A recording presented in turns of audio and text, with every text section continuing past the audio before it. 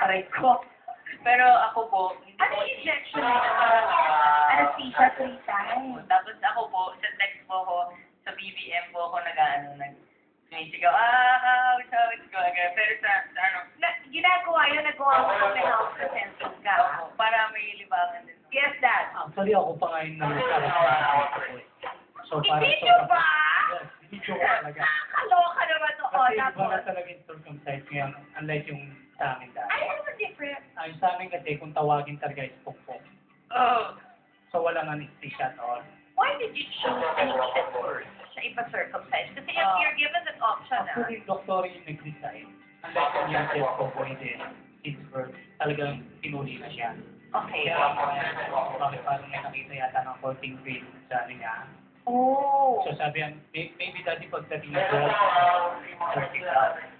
So yun, sakto naman, nung May 8 lang siya sinulit. At talagang alala mo. Oo. Nag-aano ka na ba, anti-first-present deodorant? Bakit? Kasi po nung 11 pa lang po ata ang first well, parang napansin ko na medyo mabaho po. Kaya sinabi ko na, Kinikili mo? May naaamoy ka na? Bakit? Hindi kasi mahilig siyang kumain ng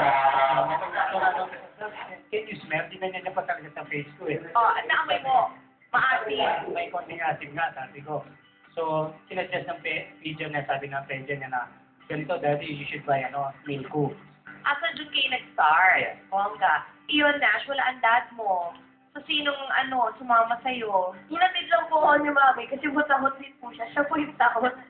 Kasi takot po siya makakita ng tigo. So, hinatid niya po ako doon. Tapos ako na po yung nakapag-usap doon sa doktor.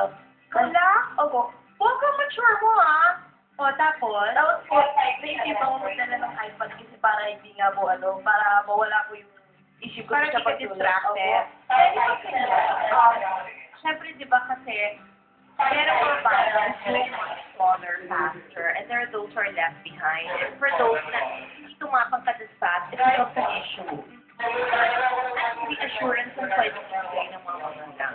Unang-una, kailangan natin tingnan din yung feelings natin. So, sometimes, magtataka tayo, may mga batang hindi naman ganun kakatangkad ng parents, pero matangkad ng bata. Pero i-trace natin, siguro, 3 generations back, may matatangkad pa nila.